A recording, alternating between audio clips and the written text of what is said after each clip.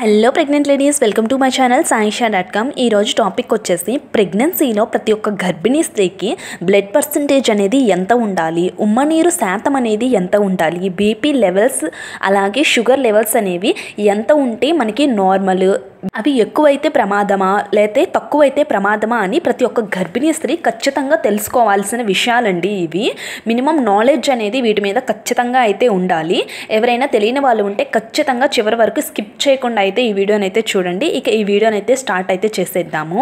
ముందుగా blood percentage అనేది గర్భిణీ స్త్రీలో ఎంత ఉండాలి అంటే, జనరల్గా ఒక ఉమెన్కి అయితే 12% నుంచి 15% అయితే ఈ బ్లడ్ పర్సంటేజ్ అనేది ఉండాలండి. ఇంకా గర్భిణీ విషయానికి వస్తే 11% అయితే ప్రతి ఒక్క గర్భిణీ స్త్రీకి ఈ బ్లడ్ అనేది ఉండాలి. 11 కంటే తగ్గకుండా అయితే మీరు మీ డైట్ అనేది ఫాలో అయితే అవుతూ ఉండాలి. మనకి ప్రెగ్నెన్సీలో నెలలు అనేది నిండే కొద్దీ మన నుంచి మన బిడ్డకి రక్తం అనేది సరఫరా అవుతుంది కాబట్టి బిడ్డ ఎదిగే కొద్దీ మనకి బ్లడ్ పర్సంటేజ్ అనేది తగ్గుతూ ఉంటుంది. మీరు దానికి అనుగుణంగా iron tablets, phallic acid tablets అనేవి వేసుకుంటూ బ్లడ్ అనేది బాగా పట్టే ఫ్రూట్స్ కానివ్వండి, దానిమ్మకాయ కానివ్వండి, రాగిజాము కానివ్వండి, డేట్స్, ఇలా ఫుడ్ అనేది చక్కగా తీసుకొని ఆ పర్సంటేజ్ అనేది మెయింటైన్ అయితే చేస్తూ అయితే ఉండాలి.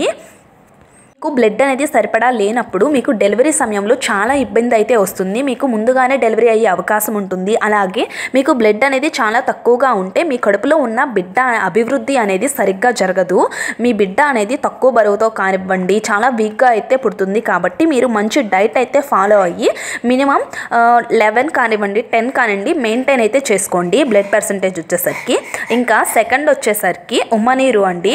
దీన్ని అమినోయాటిక్ ఫ్లూయిడ్ అని అయితే అంటారు. ఇది 5 నుంచి 25% మధ్యలో అయితే ఉండాలి అండి. 25% కంటే అధికంగా కనుక ఉంటే తల్లిలో డయాబెటిక్స్ అంటే షుగర్ వ్యాధి అనేది ఉన్నట్లు, లేకపోతే బిడ్డకి ఏదైనా కిడ్నీలో సమస్యలు కనుక ఉన్నా కూడా ఈ ఉమ్మనీరు శాతం అనేది ఎక్కువగా అయితే ఉంటుంది. ఉమ్మనీరు శాతం అనేది 5 కంటే తక్కువగా కనుక ఉంటే తల్లి అనేది వెంటనే డెలివరీ అయ్యే ఛాన్సెస్ అయితే ఉంటాయండి. డాక్టర్స్ అయితే ఎమర్జెన్సీ డెలివరీస్ అయితే చేయాల్సి వస్తుంది. ఎందుకు అంటే ఉమ్మనీరు తక్కువగా ఉంటే బిడ్డ ప్రాణాలకి చాలా ప్రమాదం అనమాట. సో ఉమ్మనీరు శాతం అనేది మీరు ఎప్పటికెప్పుడు మెయింటైన్ చేసుకుంటూ ఉండాలి. ఎక్కువగా కోకోనట్ వాటర్, డైలీ 2 నుంచి 3 లీటర్స్ వాటర్, అలాగే నీరు శాతం ఎక్కువగా ఉండే కూరగాయలు, పండ్లు అనేది తీసుకోవడం ద్వారా ఉమ్మనీరు అనేది సరిగ్గా కంట్రోల్లో అయితే ఉంటుంది అండి. నెక్స్ట్ వచ్చేసరికి బ్లడ్ ప్రెషర్ అండి. బీపీ లెవెల్స్ వచ్చేసరికి ఎప్పుడు 120/80 mmHg అయితే ఉండాలి. ఇలా బీపీ అనేది మీరు ఖచ్చితంగా మెయింటైన్ అయితే చేసుకుంటూ ఉండాలి. మీకు ఈ 120/80 కంటే తక్కువగా ఉంటే లో బ్లడ్ ప్రెషర్ అయితే అంటారు అండి. దీనివల్ల మీకు కళ్ళు తిరగటము, చాలా నీరసంగా అయితే ఉంటుంది. ఇంకా హై బ్లడ్ ప్రెషర్ కూడా అస్సలు ఉండకూడదు అండి ప్రెగ్నెన్సీలో. దానివల్ల కడుపులో ఉన్న బిడ్డకి చాలా ప్రమాదము. మీరు ప్రతి నెల స్కానింగ్కి కానీ చెకప్కి కానీ వెళ్ళినప్పుడు బీపీ అనేది ఎప్పటికప్పుడు చెక్ చేయించుకుంటూ అయితే ఉండాలి.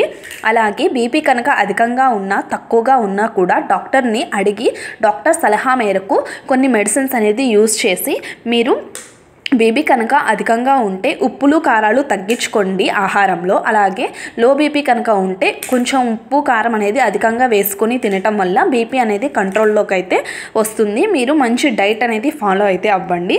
నెక్స్ట్ వచ్చేసరికి షుగర్ లెవెల్స్ అండి. ప్రెగ్నెన్సీలో ఈ మధ్యకాలంలో చాలామందికి ప్రెగ్నెన్సీలో షుగర్ అనేది, డయాబెటీస్ అనేది వస్తూ ఉన్నాయి.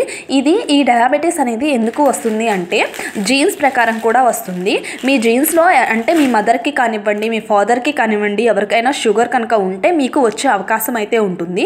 ఇప్పుడు ఈ కాలంలో అయితే అలా ఎవరికి లేకపోయినా కూడా ప్రెగ్నెన్సీలో షుగర్ అనేది వస్తుంది. సో మీరు ప్రెగ్నెన్సీ కన్ఫర్మ్ అయిన తర్వాత ప్రెగ్నెన్సీ టెస్ట్తో పాటు ఈ షుగర్ టెస్ట్ కూడా చేయించుకోండి. ఇది మనకి ఫస్ట్లో లేకపోయినా మిడిల్లో కూడా రావచ్చు. సో మీరు మళ్ళీ 6th or 7th మంత్లో కానివ్వండి ఇట్లా మధ్యలో షుగర్ టెస్ట్ అనేది చేయించుకోండి. మీ షుగర్ లెవెల్స్ అనేది కరెక్ట్గా ఉంటే ఏం ప్రాబ్లం లేదు. మీకు షుగర్ కనుక ఉంటే డాక్టర్ అనేది మీకు మెడిసిన్ ఇస్తారు. ఆ మెడిసిన్ అనేది ఖచ్చితంగా అయితే యూజ్ చేయండి.